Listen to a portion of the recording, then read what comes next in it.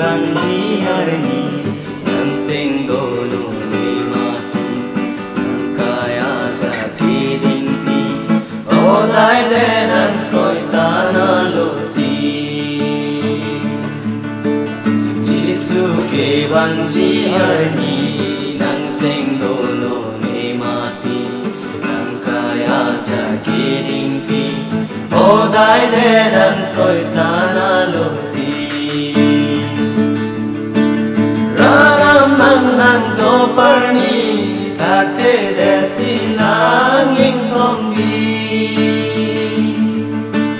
Ranam nang cho parni kakte desi nanging thongbi Ya bora bai ju mongsi ranam apa nang obuti Ya bora bai ju mongsi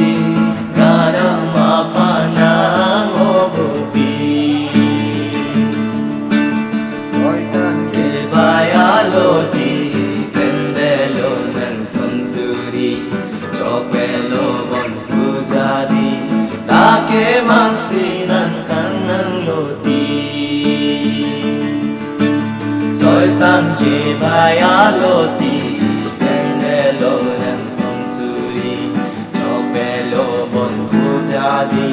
Take maksi nang kanang loti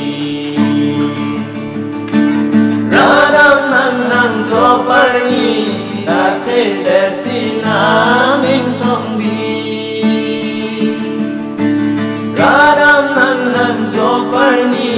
Take desi naming thongbi Ya bora bai ju mongsi Radam apa nang obuti Ya bora bai ju mongsi